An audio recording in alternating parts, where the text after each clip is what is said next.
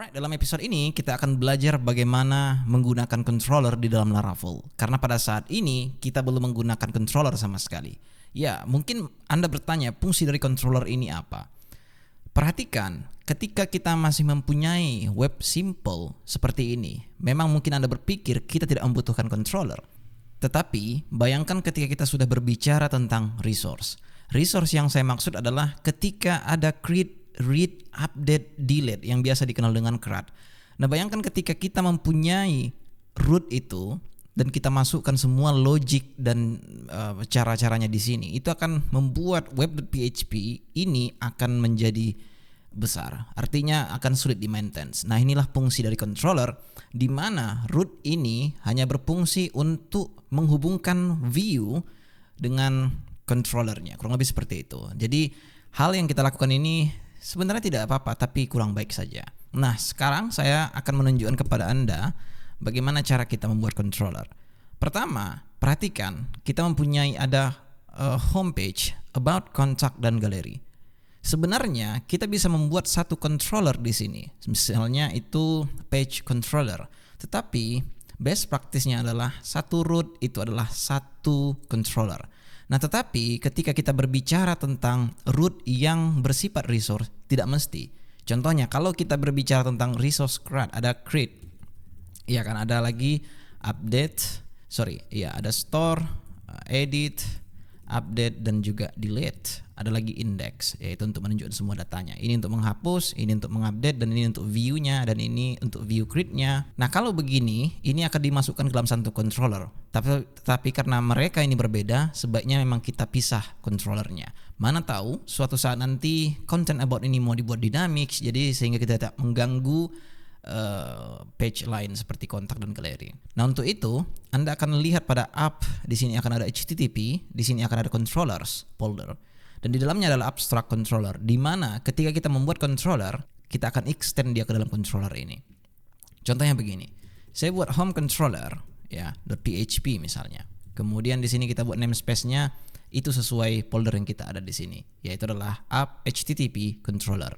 Setelah itu kita buat di sini class home controller extend controller, yang mana controller ini adalah abstrak yang ada di sini. Nah, Anda tahu bahwa sebenarnya kita tidak perlu import controller tersebut hanya karena mereka berada di dalam satu namespace. Sehingga sekarang di sini kita buat misalnya public function index. Saya buat di sini return view home, misalnya seperti itu. Kemudian sekarang kita pergi ke web.php. Di sini akan kita ganti.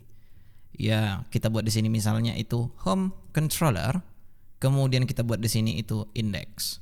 Perhatikan baik-baik bahwa ini itu tanda brackets dan ini adalah full namespace-nya. Nah, tentu ini bisa kita simpelkan. Kita buat misalnya seperti ini. Misalnya saya akan copy dan kita use di sini, ya kan? Kemudian di sini kita bisa hilangkan yang ini, kemudian seterusnya seperti itu. Nah, tetapi cara ini fine, bisa dilakukan tentu. Tapi ketika nanti controller kita sudah banyak, maka ini use-nya akan banyak sekali. Contohnya, saya akan contohkan kepada Anda satu controller lagi. Nah, tetapi kali ini saya tidak akan menunjukkan cara membuatnya secara manual karena baru saja kita membuat home controller itu dengan secara manual. Bisa dari terminal sebenarnya. Anda tentu bisa menggunakan terminal di text editor Anda ataupun di outside editor Anda. Yang penting directory-nya itu sama. Nah, sekarang saya akan buat di sini itu saya buat di sini aja biar supaya font-nya besar daripada yang di sana. Saya buat di sini PHP artisan. Saya akan buat di sini list make. Ya, ketika kita buat di sini list make, maka dia akan menunjukkan semua artisan command yang itu semua tentang make. Ada make job, interface, factory, command dan segala macamnya itu ada di sini. Baik, sekarang ketika kita buat di sini artisan list, maka akan muncul semua yang tidak khusus untuk make saja. Nah, tetapi kenapa saya tunjukkan tadi make ini? Itu hanya karena kita memang mau memakai make controller, yaitu yang ada yang ini. Nah, ketika Anda tidak tahu, perhatikan, Anda bisa lakukan seperti ini, health make controller. Nah, di sini dia akan memberitahu kepada kita bagaimana cara membuatnya. Make controller optionnya itu adalah namanya wajib, kemudian option itu yang ini. Nah, tenang saja, jangan Anda itu berpikir semua harus dipelajari dengan satu waktu seperti yang saya bilang pada episode sebelumnya. Ada di sini API, yaitu tidak akan membuatkan kita create dan edit method. Lah memangnya metode-metode itu akan dibuat semuanya? Iya, ketika kita buat di sini resource. Tetapi jika misalnya option tidak kita pakai, maka dia hanya akan membuatkan satu file saja tanpa metode. Contohnya seperti ini. PHP artisan make controller about controller. Setelah itu, dia akan membuatkan satu file tepat di dalam controllers ini, dan itu sama saja seperti home controller ini. Jika kita perhatikan, extendnya ke controller, dan bedanya hanya saja dia otomatis memasukkan di sini request. Nanti akan kita bahas request ini apa. Untuk sekarang Anda harus tahu bahwa cara membuat controller dengan cara lain selain manual adalah menggunakan command line. Ya, nanti akan kita bahas semua option yang ada. Cuman untuk sekarang ini Anda harus pahami dulu. Nah, sekarang pada about controller ini, saya akan buat di sini index, return, view, about. Kemudian kita kembali ke web.php, dan di sini kita akan buat about controller class, kemudian di sini kita buat index lagi. Dan ini tentu saja bisa kita pindahkan ke atas seperti yang kita lakukan pada home controller. Nah, ingat, ketika Anda mempunyai root itu sampai dengan misalnya itu 50, maka use ini akan terusan bertambah di sini. Nah, tips untuk Anda ya. Ketika Anda hadapi hal-hal seperti ini bisa dibuat lebih simple. Anda bisa langsung masukkan ini ke sini, ya. Kemudian ini Anda bisa hapus. Cara lain, Anda bisa langsung copy apa yang ada di sini, kemudian use di sini. Dan setelah itu Anda bisa hapus ini. Dengan cara seperti ini juga legal. Baik, sekarang coba kita refresh di Firefox. Apakah ada perubahan pada about, pada home, dan ya, nampaknya tidak ada perubahan di sini. Sama saja. Hanya saja ketika Anda mempunyai logic di dalam sini, Anda bebas membuatnya. Artinya bukan berarti di web.php ini tidak bebas, tapi coba dulu bayangkan, root ini hanya sebagai penghubung saja antara controller dan juga view, sehingga tidak ada logic di sini yang Anda buat. Itu gunanya dari controller. Nah, sekarang coba kita buat satu controller lagi, ya. Apakah kecil kali nggak ya tulisan yang ada di terminal ini? Ya, PHP artisan make controller. Kita buat di sini contact controller. Nah, kali ini saya akan menunjukkan kepada Anda tentang yang namanya option flag E, yaitu di mana kita akan diberikan satu metode dengan nama invocable, ya. Artinya apa? Ketika kita berbicara tentang invocable, yang itu artinya kelas itu akan menganggap bahwa hanya ada satu metode yang akan dipanggil secara publik di dalam kelas tersebut. Nah, contohnya saya akan enter, dan kemudian kita akan lihat pada contact controller, maka di sini akan Anda lihat ada invoke. Ya.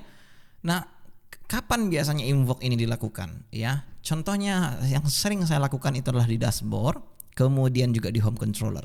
Jadi sebenarnya di home controller ini saya sering kali membuatnya invoke daripada index seperti itu. Karena memang saya memastikan bahwa di home controller ini public function yang akan dipanggil atau kita sebar ke mana-mana itu hanya invoke, bukan yang lain-lain gitu. Nah, itu yang bisa saya lakukan. Sehingga di contact controller ini kita bisa lib seperti ini, index. Karena nanti di sini bisa jadi ada store, ada bisa jadi create dan segala macamnya, sehingga home controller itu sifatnya untuk menampilkan homepage, makanya saya sering membuat di sini invoke. Alright, sekarang di contact controller ini saya akan buat return view untuk kontak. Kemudian pada web.php kita tentu bisa copy apa yang ada di sini, kemudian kita paste di sini. Dan ya, di sini akan kita ganti menjadi contact controller. Nah, watch. Ketika kita refresh di browser, ini akan error. Call to undefined method index, yang artinya di sini kita definisikan itu index. Padahal jika kita perhatikan pada home controller, kita sudah menggantinya menjadi invoke. Nah, ketika Anda berpikir ingin membuat di sini invoke, ya seperti ini, itu sah-sah saja. Jika sekarang kita refresh, maka errornya sudah hilang dan dia akan sudah berhasil. Nah, tetapi cara cepatnya itu bisa dengan hanya menghilangkan brackets ini dan seperti ini saja. Dengan cara seperti ini, maka dia akan menganggap bahwa oh ya, ada invoke method di sana, sehingga kita harus pakai invoke method itu.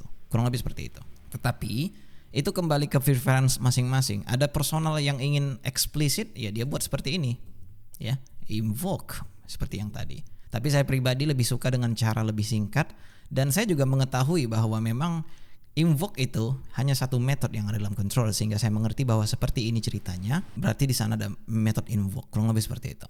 Nah, sekarang kita refresh, maka hasilnya sama saja. Alright, yang terakhir saya akan buat di sini dulu untuk yang namanya itu gallery controller, ya kan? Gallery controller. Kemudian sekarang apa yang kita lakukan adalah copy aja biar supaya cepat. Kemudian di sini kita buat itu gallery controller, ya. Kita pergi ke sana, kemudian di sini kita buat index, return, view, gallery.